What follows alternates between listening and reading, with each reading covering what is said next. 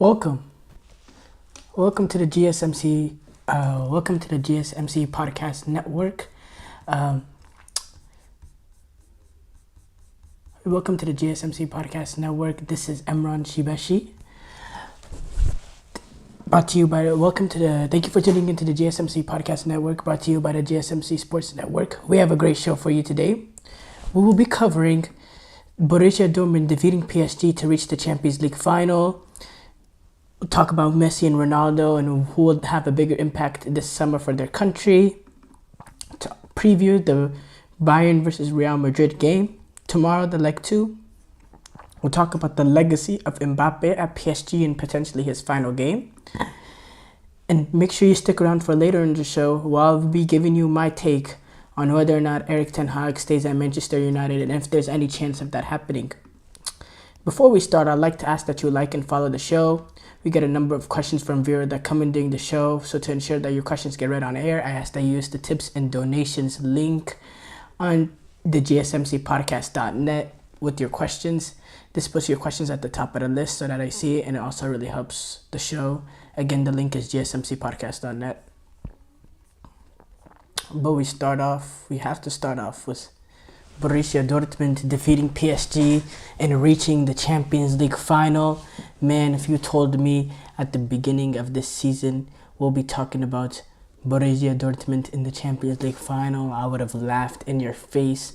But Edin Terzic and the rest of his team has pulled off the miracle. They have reached the Champions League final, and they did it by playing a combination of some exciting football and very, very good defending.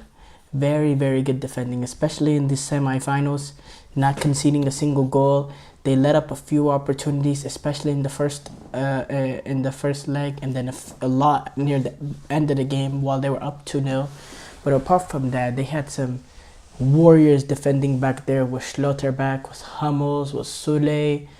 It was warrior-like defending, and it was just not PSG's day.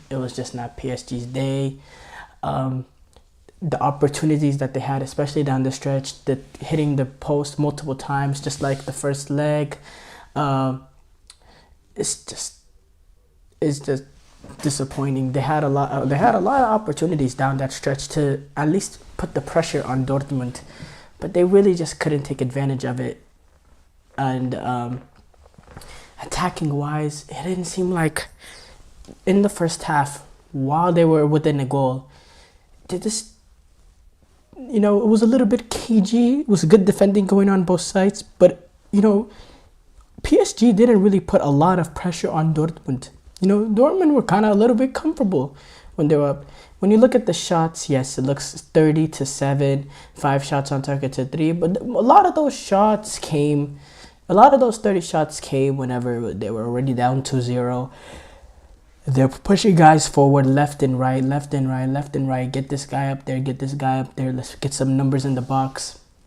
There was a lot of times that they just put in a ball in the put a cross in and prayed. And when you're going up against Hummels, Schlotterbeck, Sule when he came on, these big defenders, these tall defenders, you're not going to be able to beat them in the area-wise. Hummels got the goal on the set piece. And whenever Borussia Dortmund got that goal, it just seemed like any sort of tension, tension that they might have, any sort of, fear that they have while playing was kind of relieved. Not saying I saw that beforehand, but once you get that goal, once you get that monkey off your back, once you get that cushion, it just seems like, okay, now we can defend for our lives. It's fine if we give up one goal. We have 2 goals that we can defend, a 2-goal lead that we can defend. And they played more freely. I thought Füllkrug was actually very, very good this game, especially in that first half. His build-up, his ability to hold up the ball created an opportunity early with the Ryerson striking it. When he got on the ball, he just seemed to allow his Borussia Dortmund players to come into play. He relieved pressure on them whenever they were, under pressure. They were able to play him the ball and just to hold it a little bit, just to, give Dortmund some sort of outlet. I thought he did a pretty good job of doing that. And Adeyemi also had an opportunity early in transition. Jadon Sancho didn't really have the game he did in the first leg, but this is a composed victory, very composed. Gonzalo Ramos, he was a surprise addition into that starting 11. I thought it was probably going to be Mbappe, Dembele, Barcola, as it's been in most of the later rounds of the Champions League.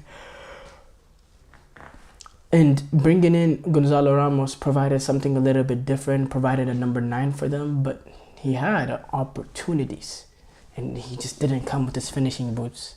He hasn't really lived up to that standard that he put for himself after that amazing game against Switzerland, scoring that hat-trick. Ever since then, he hasn't really lived up to that standard, and he hasn't lived up to that since he's got to PSG. He gets the start from Luis Enrique today, and he was just not good enough. Ousmane Dembele had a few opportunities, didn't come with his finishing boots, which can be surprising when he only has 2-3 goals all season. Mbappe, wouldn't call him disinterested, but wasn't really in the game. He had a few opportunities. He hit the post on a little half volley where he catch the ball in a weird way, but it didn't seem like he had the dominating effect like a player, a superstar of his kind of caliber should have. The play didn't go through him. I thought he was kind of a dead man walking kind of in the attack. It didn't seem like he was really involved as much as he should have been. It was just disappointing all around for PSG, and a missed opportunity for PSG, because let's face it, this is one of their weaker routes that they've ever gotten to reach the Champions League final. And if they're trying to reach the Champions League final, if they're trying to get to that breakthrough, they got to take advantage of these opportunities. I mean, the bracket completely open for them. When you look at the fact that Barcelona, they outplayed PSG vast majority of the game, you have to admit that, but with the vast majority of the tie, but Barcelona ended up getting a red card, and that completely shifts the whole focus of the tie. So at the end of the day, despite PSG missing those chances, I don't have sympathy for them, because they're kind of here based on a red card. So, they're already on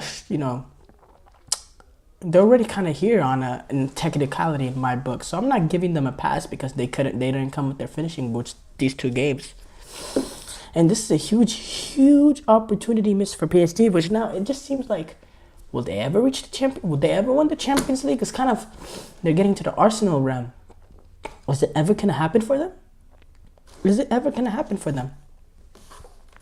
They've had their years with Zidane. There's Zlatan, Cavani, Neymar. They reached the Champions League final with Neymar and Mbappe.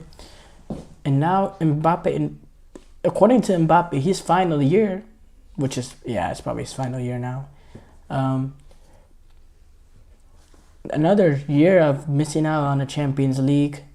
And now you're going to see Borussia Dortmund to get in. Edin Terzic, who's done a wonderful job at Borussia Dortmund, a team that was, I wouldn't say unlucky not to win it last year. It went to the end, but they had their opportunities game in and game out. They had many opportunities, and even in that last game, the way that they bottled it in that last game, I can't even say they were unlucky. I think they were deserved not winning the Bundesliga the way it went through. I thought it was a very, very not shameful, but a huge missed opportunity for Dortmund not to win Bundesliga last year, but to come back and this year not have a good Bundesliga, not even finish in the top 4, kind of get lucky based on the coefficient, the Champions League coefficient thing, to be able to reach the Champions League next year with the 5th place finish. Yes, it has to do with their success in the Champions League, so maybe luck is not the word, but fortunate fortunate to reach the Champions League next year. But despite that, this year with Edin Terzic being able to go on that run, winning a group with AC Milan, PSG, Newcastle. I mean, that's a super group. PSG, Newcastle, AC Milan, Borussia Dortmund. Winning that group, topping that group, and then making a run to the Champions League final despite being on the weaker side. Hats off to them. Bravo to them. And I mean, they're one game away from winning the Champions League. So even if you say they're Real Madrid Bayern, it takes one game. One game and they are Champions League winners of the world. Marco Reus will be lifting the Champions League in his final game. Wouldn't that be something? It's phenomenal. And we're seeing, the last couple of years, we're seeing some of these more not underdog teams. Because to reach a Champions League final, you kind of have to have like a pedigree. You kind of have to be like a top club. But we're seeing teams we don't normally see at this stage. Like a Inter Milan, like a Borussia Dortmund.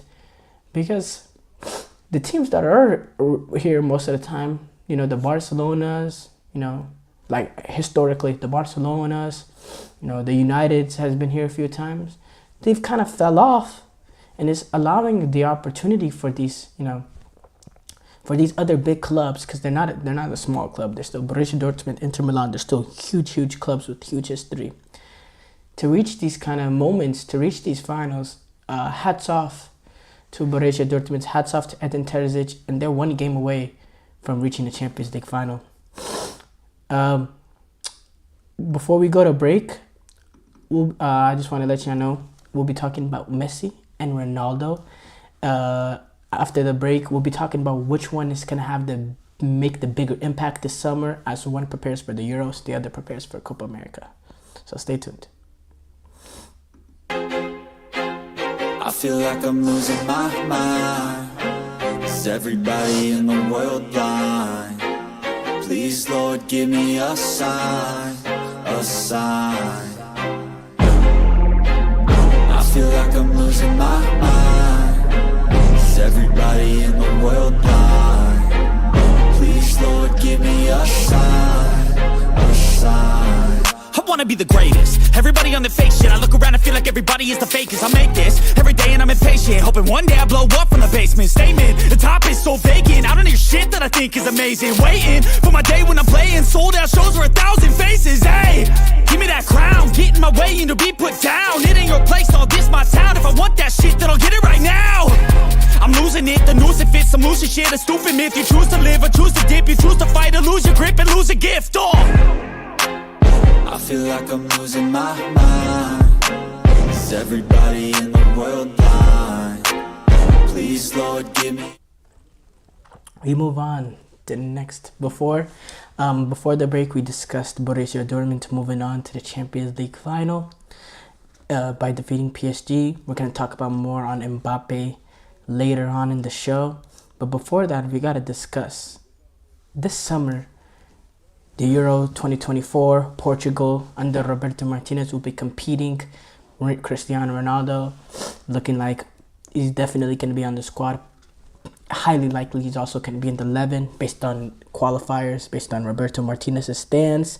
And Messi having his, I don't want to say last hurrah because we've said that a lot.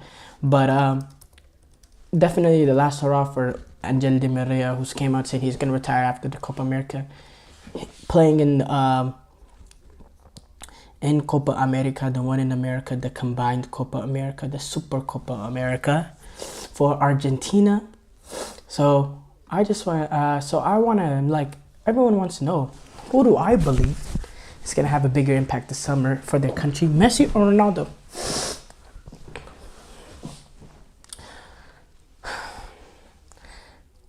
Both are having very good seasons up to this point in their respective leagues, despite the fact that they were both in lesser leagues.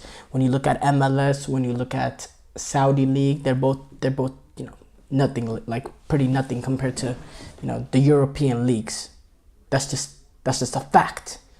That's just a fact that's irrefutable. They're both not to those levels. But both of them have been putting ridiculous records up Messi having 1 goal, 5 assists last game. Just unbelievable. And Cristiano Ronaldo having a ridiculous amount of goals in one season.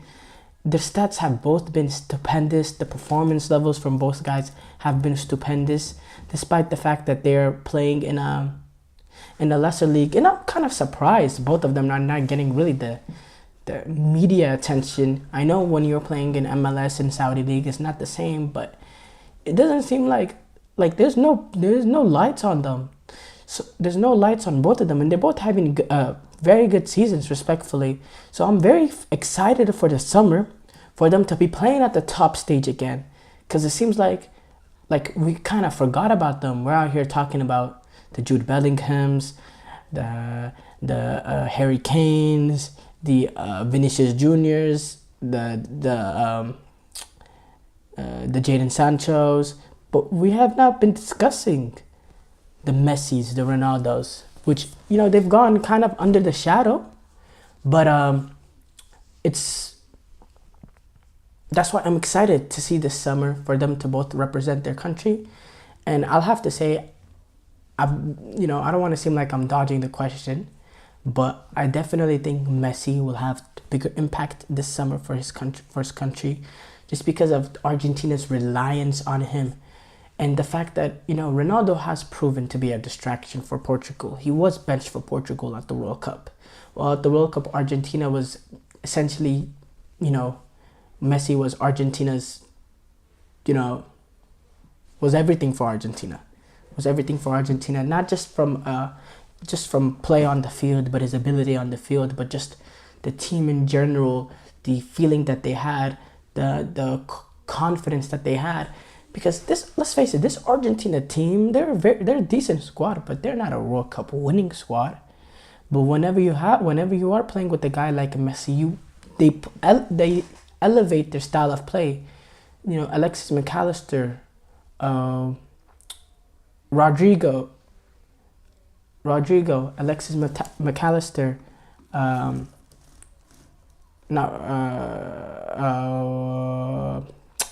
I'm missing somebody. Enzo Fernandez. They all play higher than their level when playing with a guy like Messi. The confidence goes up all around. The confidence goes up. So I'm very excited to see Argentina this summer. They're one of the top 3 favorites in Copa America. That's undeniable. DRD favorite, just based on the fact that they won the World Cup. Their form in qualifiers. You know, they're the favorites to win Copa America. It's just simple. Brazil, they have a rough qualifiers. They had a new coach coming in. They played okay, or they played pretty good in their first couple of friendlies in Europe. But when you look at the Brazil squad, it doesn't feel like a Brazil squad. There's questions. There's questions in that midfield, and there's questions with that center back partnership. Just with me, I think it's very shaky there. And Uruguay, it's a team that plays some beautiful football, but they have the quality, but they don't have the quality of the likes of Argentina and Brazil, which puts them just a drop below. And then you got teams like Colombia and Ecuador that are Colombia, amazing form, Ecuador, who have talent. But I believe Messi is just everything for Argentina. Well, Cristiano Ronaldo at Portugal, there's a lot of talent in that Portugal squad. An immense amount of talent all across the pitch. They have one of the best national teams in the world, just based on pure talent and ability.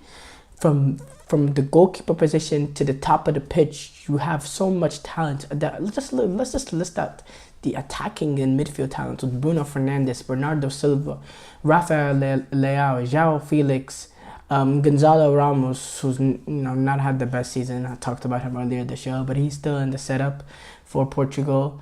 You just have these talented players that are playing for Portugal. So the reliance on Ronaldo is not really as high. And they did make a statement by benching him in their most important game. But and then when you look at their defense, Ruben Dias, João Cancelo, it's just, this Portugal team is not to be threatened with. They have a lot of talent, a lot of talent in their group. that's why I would say in Argentina is more reliant on Messi, especially because Argentina now that Carlos Santos is gone, Portugal, they play some free-flowing, open-ended attacking football. Argentina still play under Lionel Scaloni. They don't play defensive or anything, but they play a little, a little safe, keep everything safe, and then let the quality of a guy like Messi or Julian Alvarez hurt teams in transition, or Di Maria. But and that just makes them so hugely reliant on Messi.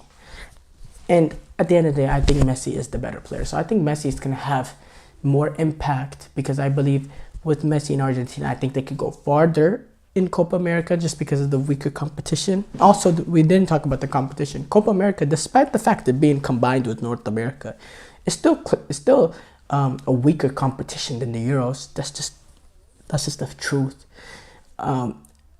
It is a weaker competition than Europe. Not saying Europe is stronger than South America or North. I'm not trying to say that, but there's better teams in Europe, just as a whole, than there is in Copa America. Than this, even in this new combined Copa America. So I think Messi, no matter what, he's the talisman for Argentina. Based on the questions that happened last World Cup, I know Roberto Martinez came out and said he's going to be the guy. He's playing on the qualifiers, all that.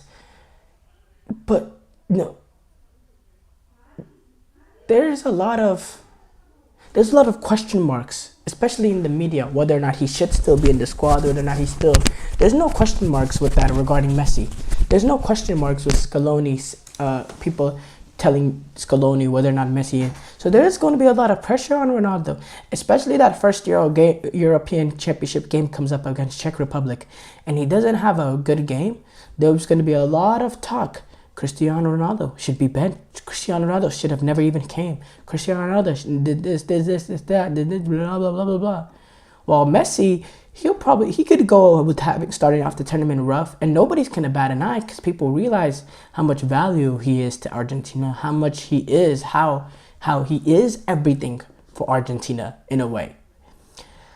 So the pressure will be there on Portugal overall. But saying these two guys are still not at the top level is crazy. Just when you see the statistics, it's unbelievable. I talked about Messi having 5 goals in one game. Ronaldo in this season in the Saudi Pro League in 27 matches, 32 goals and 10 assists. 32 goals and 10 assists. 42 goal contributions in 27 matches. Unbelievable statistics. Messi has 10 goals and 9 assists, 19 goal contributions in 8 matches in MLS this season. 19 goal contributions and 8 goals in MLS this season. 19 goal contributions in 8 matches this season. Just unbelievable statistics. So they both showed they have the ability. They're older guys, but they have the ability to play very, very well this summer.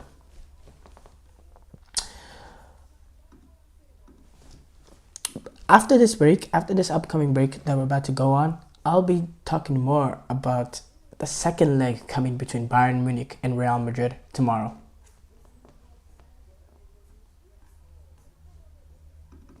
Looking for your daily fix of sports talk without having to pay for it? GSMC Sports Network is available on YouTube. Just search GSMC Sports Network. Get your fix of daily sports talk shows on YouTube, absolutely free.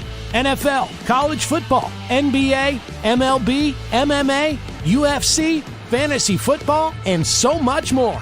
GSMC Sports Network has shows running all day long, with new sports shows starting every 2 hours. Just like on your favorite cable sports channel, except GSMC Sports Network is absolutely free. Just search GSMC Sports Network on YouTube to catch one of your new favorite shows, like the GSMC College Football Podcast, Chip Shot Football Podcast, Hoops and Heels Women's Sports Podcast, GSMC Basketball Podcast, and so many more. Check it out for yourself. GSMC Sports Network, now available on YouTube absolutely free. Search GSMC Sports Network on YouTube right now.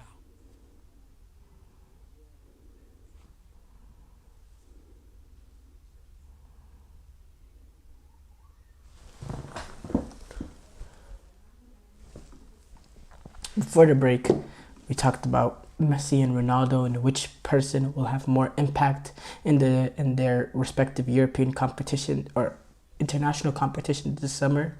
But we got to talk about Bayern versus Real Madrid, the second leg of the Champions League coming tomorrow. So many storylines going around.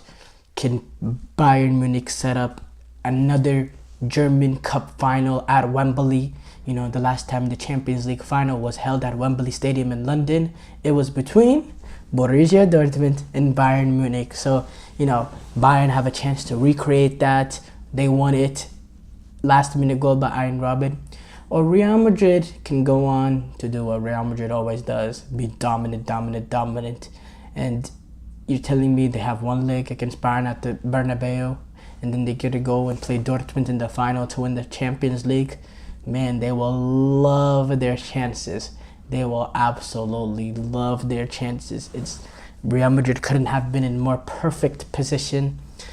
And, you know, whoever wins from this game is probably going to win the Champions League. Borussia Dortmund, hats off to them. Congrats to them. They had a remarkable achievement. And I'm not saying that they're done or don't have no chance or anything. I mean, they're in the freaking final, so who cares what I say of them? They're just celebrating right now, honestly. But I do think the winner that's coming out of this game between Real Madrid and PSG, Real Madrid and Bayern will be going to the final. I saw some quotes earlier in the game, and Thomas Tuchel talking about this is every kid's dream, and we need to tap into, our players need to tap into their inner child. I get what he's trying to say when he says that. Don't worry about the pressure. Just play the football you love. The dream of playing against Real Madrid at the Bernabeu to reach the Champions League final. It is everybody's dream. It is everyone's dream. And by the way, Bayern, have had their results going away to the Bernabeu. They will beat Real Madrid in the penalty shootout in 2012, I believe, when they reached the final. They've done that before. They have that kind of pedigree. So don't sleep on Bayern Munich. They've also lost the Champions League final in 2010. They lost the Champions League final at the Bernabeu to Inter Milan. So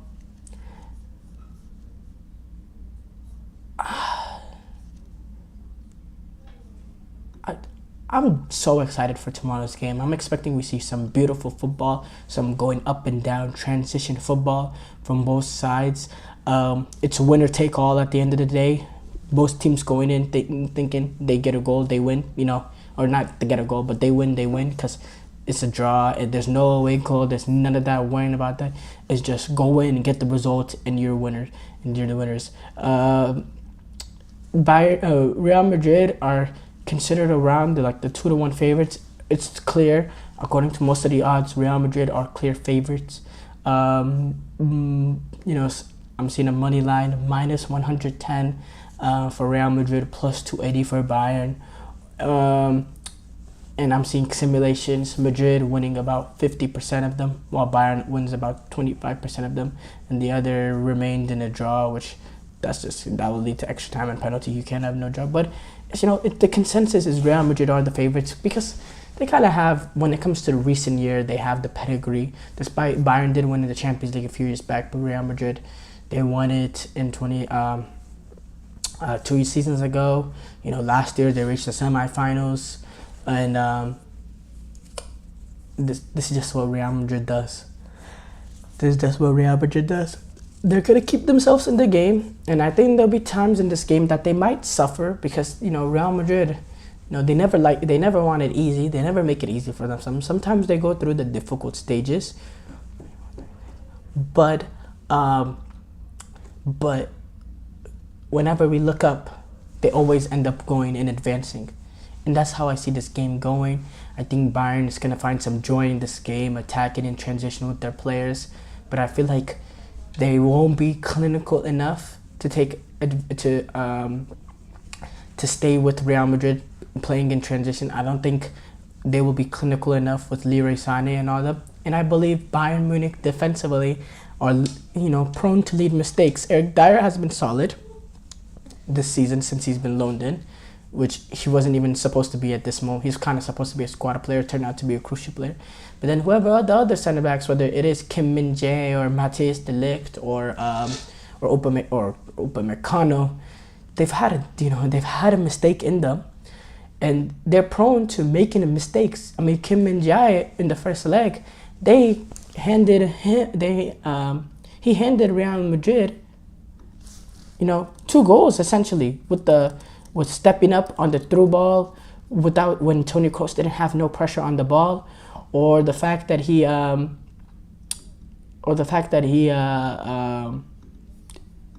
made a dumb foul against Rodrigo, who's kind of halfway turned to the goal. This is a Bayern Munich team that lost 3-1 to Stuttgart a couple of days ago. They really got outplayed in the game, suffering 24 shots to 10 shots on target to 3, got outpossessed by 20%.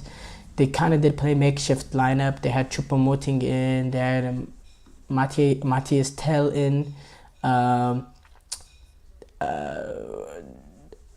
but they did play Harry Kane, Gnabry, Dyer, Alphonso Davies, Kim Min-jae, Kimmich, Neuer. So defensively, they had their players in, but it was just a bad performance for Bayern. But that's what they've been. Bundesliga, they've been so bad this season, so putrid this season. They're 15 points off the top of the league, and we're still a few games left away from the end of the season.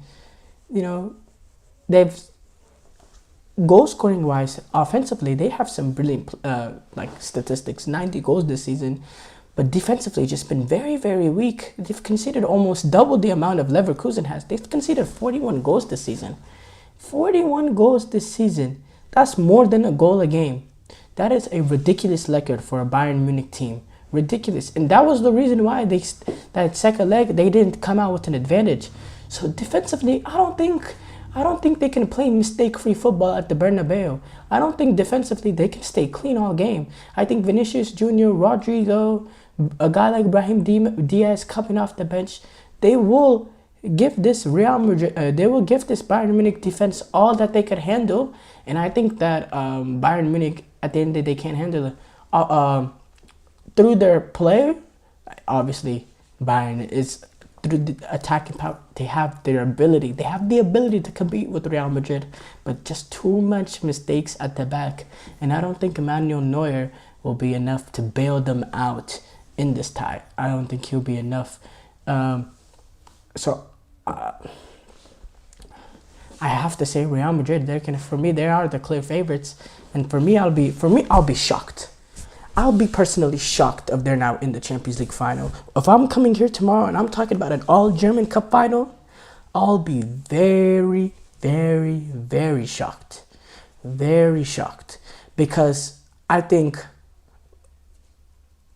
defensively, they don't have what it takes. And Real Madrid has the football heritage, the football culture, the football traditions. Whenever they get to these kind of moments, I trust them. I trust Carlo Ancelotti. Not saying I don't trust Thomas Tuchel, but Carlos Ancelotti has won multiple Champions League at multiple clubs, and he's been a brilliant, brilliant manager for such a long time. While Thomas Tuchel and Bayern, they've struggled a lot this season. But yeah, I think I have to say I believe Real Madrid is moving on. Before we go to break, I'd like to let y'all know that we'll be talking about the legacy of Mbappe when we come back. So please stay tuned for the show. Stay tuned on the show, and we'll see you after the break.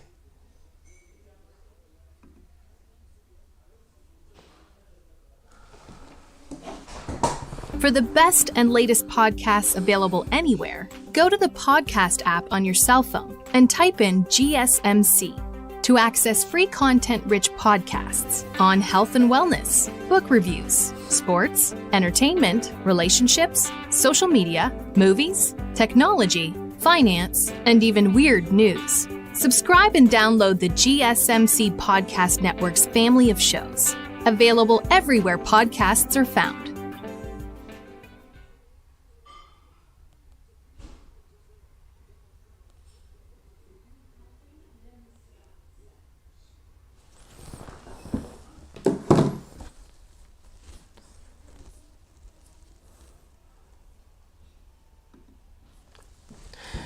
Before the break, we discussed Manchester City's. Oh, I said Manchester City. We discussed the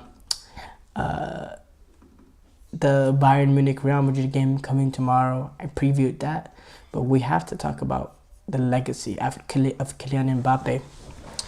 So Kylian Mbappe did announce way earlier in the season. He announced way earlier in the season he will be leaving PSG.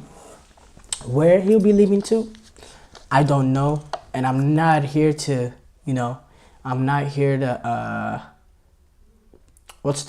try to guess or anything like Real Madrid. I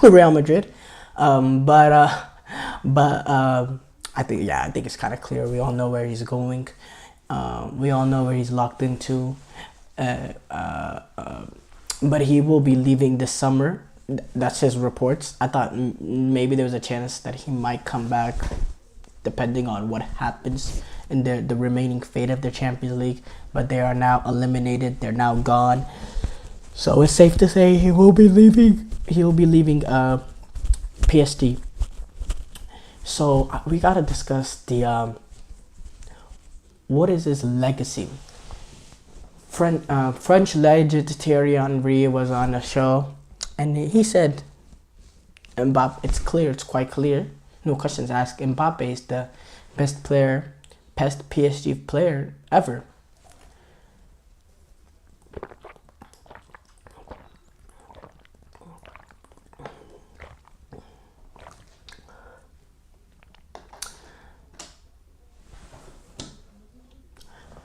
For me, that statement is quite and utter ridiculous. I don't even think you could say his peak was the best. I believe Neymar's peak was the greatest. Whenever he went on the run to help PSG reach the final, him and Mbappe. I don't even think you could say his peak has been the peakest, and you definitely can't say longevity-wise, because if we're talking about longevity, I think it has to be Zlatan and Cavani, who had many years of dominating League One, scoring many goals, and being the main catalyst on the PSG team and having the longevity to do it too. So I don't really see what he means when he says the best PSG player of all time. I'm just like, what? What? Is it because he's French? That's the only way I can and even then that doesn't make no sense to me. I don't get it. But he has been a brilliant player for PSG. He has been the life of that club, kind of to an extent, especially this season, since he did force Neymar out. Let's just be clear. Let's not sugarcoat it. He forced Neymar out. And he,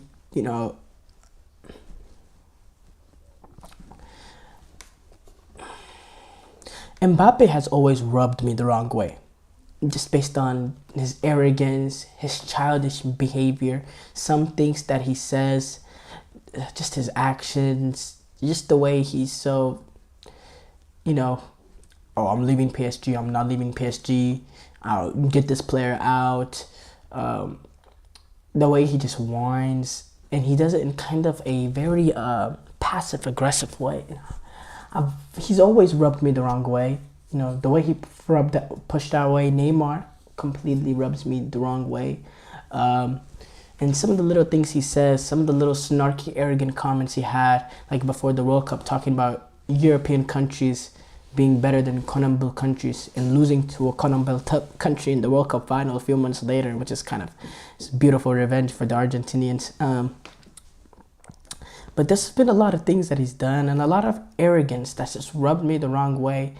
And I believe at this PSG tenure, that has gotten in his way. Or earlier when talking with the penalty drama with Neymar and all that, and Neymar and Messi, I'm not a big fan of him on a personal level, and I think that it's affected him in his PSG career, not being able to reach over the top. Because let's face it, winning League One is absolutely nothing. Winning League One with PSG, that's just a given. That's just a given. Being at PSG, you have to win League One. You have to win the French league. Let's get that out of the way. But not being able to win the Champions League, very it has to be disappointing, not just for him, but for the club in general. The players that they have had, and not being able to take advantage of Mbappe while he was here. But let's face it too, Mbappe has been wasting a lot of his prime career years being here at PSG. I mean, he needs to go somewhere where he's at the top in week in, week out. League One doesn't really provide him that. He doesn't really get the sort of attention that a guy like Jude Bellingham or Vinicius, or let's say Cole Palmer at Chelsea, or let's say, those kind of guys that play at a top club, top Premier League club, top La Liga club. Jude Bellingham doesn't really get Kylian Mbappe doesn't really get that attention week in, week out throughout the season. It's when the Champions League comes, or the European Championship, or the World Cup. That's when he really gets the attention that a player of his magnitude deserves. So I do think a move is the right time for him to make a move. But I don't think his legacy at PSG has been something, some great legacy that's and not the greatest of all time at all. He's had very good years. Don't get me wrong. He's had very, very good years at PSG. But the greatest, I can't go. I can't go that far. When you look at some of his performances in games, this Borussia Dortmund tie, for me, he wasn't there. He was kind of I don't want to use the word disinterested, but it just seemed like the fire wasn't there to get on the ball, to make something happen, to make the runs in behind, to really threaten them. We didn't really see any of that at all. This even against Barcelona, especially in that first leg, he was not that great. He was not that great. And for me, he was outplayed by Jadon Sancho in the first leg. And in the second leg, he was outplayed by, Adeyemi. Adeyemi, who made that one run, who had that one run. But it's really, he's tainted a lot his legacy with all the drama that he's had. He's tainted his legacy with the going in and out. I'm going to Real Madrid, or I'm not going out. I'm demanding to leave, or I don't want to demand. Oh, the French president is coming to visit me. Okay, well, that last one is not really his fault, but the amount of rumors that's been surrounding him, the way he's forced Neymar out, he's made himself kind of an unlikable figure at PSG, which I don't want to go on and on about it, but a lot of this drama and attention has to be from himself. So as much of the positives you can talk about, the way he's dominated in Paris, and he's been a brilliant player for Paris Saint-Germain. You can't argue that. When you look at the statistics, when you look at the performance, he has been a brilliant player. But has he been, has he done that drama-free? Has he done that not being a distraction? No. At the end of the day, no. So I couldn't put him ahead of the likes of Cavani, Zlatan, Neymar.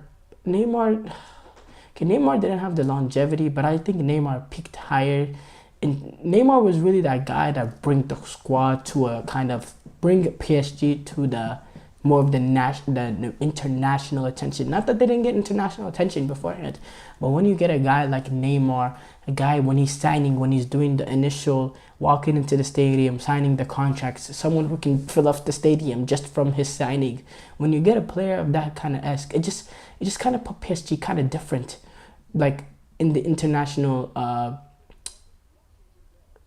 world. It just made PSG a little bit up there, and not just because of that, but also because of his performances.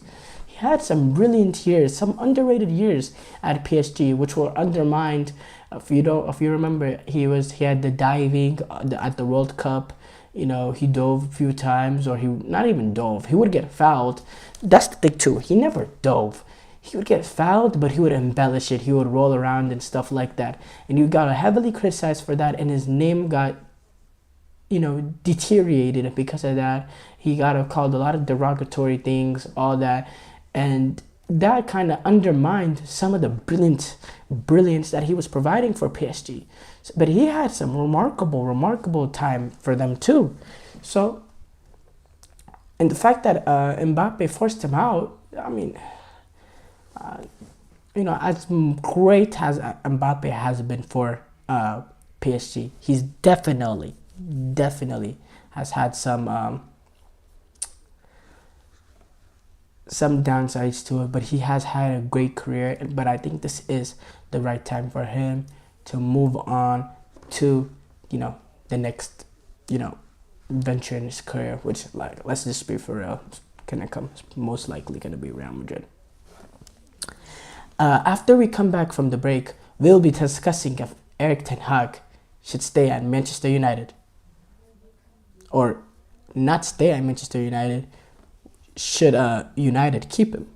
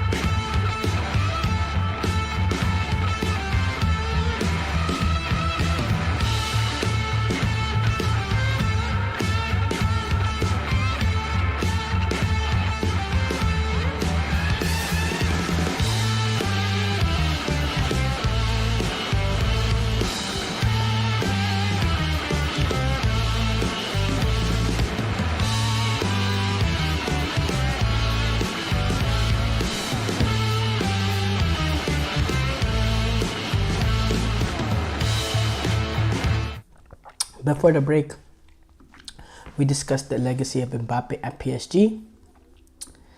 But now we need to discuss whether or not there is any chance Erik ten Hag stays on at Manchester United. There was a report that actually came out that the Manchester United ownership group are going to take their time with making the decision. Erik ten Hag has said repeatedly he's confident he'll be the manager. He has conversations with the new sporting group, but whenever you lose a game like they lost against Crystal Palace, and when you look at the end of the season, things could go, horribly wrong. horribly wrong. Let's say they get slapped up in the FA Cup final and they lose their remaining games in the Premier League, which is kind of a likelihood at this point, which is kind of scary. That kind of entering the summer with that kind of sour note, it might leave the United owners with no choice, because if they do keep Ten Hag, it's like, wow, so we're comfortable with this level of mediocrity, this level of embarrassment. Is that the kind of statement they want to send to their fans in their first opportunity to really show their footballing brilliance to the United supporters? So Ten Hag's position as a manager, has to be a risk. Has to be at risk after this kind of season. Jim Ratcliffe and the rest of his team, they're gonna have to make a decision, and they're probably gonna have to make one after the FA Cup, after the season, because you can't cut bait with them right now. I saw Michael Owen said that, but that's never gonna happen. They're not Tottenham. They have a trophy that they're still trying to aspire for at the end of the season against Manchester City. But after that 4-0 loss, I mean, you have to say he's definitely like hanging by a thread, hanging by a very, very loose thread, and the fact that there was already huge pressure on him before that, and then that happens, and you could see in his press conference. Usually in the press conference, he tries to take a more of a optimistic approach, like trying to defend his team by saying we had these opportunities, or that the referees did this, did that. During this press conference, there was none of that. It was kind of looked like a dead man, a broken man, a man that knows he could be up. And now with them facing Arsenal, Newcastle, and Brighton, and not controlling their own destiny to get that European spot. It's a rough time. And I'll have to say the players that he has signed, some of them don't make no sense to me. Casemiro, okay, you're coming in. You're bringing him in for experience. You weren't able to get Frankie De Jong, who he constantly talked about to Gary Neville. He talks about how Frankie De Jong will allow him to play the Arsenal way. Okay, well, you weren't able to get Frankie De Jong, but you signed a Mason Mount for that kind of amount of money. You signed Eriksen, a Casemiro, an Anthony for $100 million. Now that really could be that, like, making those kind of signings are kind of the end of you when you're making $100 million signings that you wanted, that you completely backed, and he hasn't made any sort of impact at Manchester United. Those are the kind of signings that get managers fired, So some of his signings have been questionable. And yes, he hasn't had a proper, especially that first year, a proper footballing background, like footballing system around him with football development, scouting, all that. But I mean, still, there's no way. They're now 6, and they could still finish below Newcastle. They're 7th now, and they can still finish Newcastle. They've conceded so many goals this season. It's just wow. So many goals this season that they have conceded. I believe they're now at 81 goals conceded this season, I believe, for Manchester United. Yeah, there are. They've conceded 81 goals in all competition, which is the most ever, or the most for the last 45 years. And they've only scored 52 goals in the league, which is the lowest of any of the teams in the top half of the Premier League. And they've scored the same amount of goals as a Brentford team, who are 16th. And they couldn't get out in a Champions League group. It was Copenhagen and Galatasaray. The last team was Bayern Munich, but Copenhagen and Galatasaray. And he hasn't had a style of play, no, consistent style of play ever since he arrived. Under Ole, there were moments FC. That's what people call the moments FC. They relied on individual moments of skill. This season comes around, and it's been completely individual moments. All the results that they get has been because of individual moments. There's no pattern of play. There's no Ajax system. There's no beautiful Johan Cruyff kind of football. You don't see none of that. man, 600 and more than 600 shots conceded in this Premier League. This is a lot of stats there a lot of stats there in like the bottom 5, bottom 6. It's just embarrassing. A team of Manchester United, a team with that, they should never be there. But we talk about the negative sides, but there are reasons why he might stay. Number one, this team has been so injury ravaged. We talk about this past game against Crystal Palace, they had no fit center backs. The center back partnership was Johnny Evans and Casemiro, and Johnny Evans was clearly playing injured. He shouldn't have been playing. He was playing for the badge. But yeah, they've suffered more than 60 injuries, and they've had players miss over 1,300 days. One of the most injury ravaged teams in the Premier League. The defense, especially, they've had to use more than 10 different center back partnerships throughout the season. And some of his main guys that were performing last year for him, like a Luke Shaw, like a Tyrell Malacia, Lisandro Martinez, they have not been available at all. Varane, he's not been available. So they've had to go with Maguire and Johnny Evans and throughout the season, which is, let's face it, come on, it's 2024 and Manchester United are playing starting and playing with Johnny Evans, is difficult. And Ten Hag, he did have a good season last year. He did improve from the year that they had previously, finishing 6th. I'm talking about specifically last year. He did get them in the top 4, and he has reached the FA Cup final again. He won a trophy last year, and he's reached a second FA Cup final. So, he's had his positive moments at Manchester United, but they've also been very, very low moments this season. And he's had a lot of questionable moments in style of play. I don't see the way he survives. I just think the pressure is growing day in, day out, and I believe that the end of the season is going to finish ugly for them, and that's the last thing he can afford. So I really, really think Erik ten Hag might be in big, big trouble at Manchester United. But I'm very interested to see how their end of the season goes. Thank you for tuning into the GSMC Soccer Podcast, presented by the GSMC Sports Network.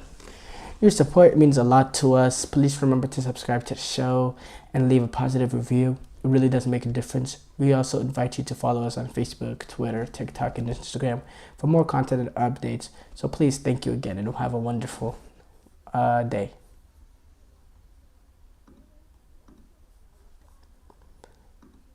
Mm-hmm.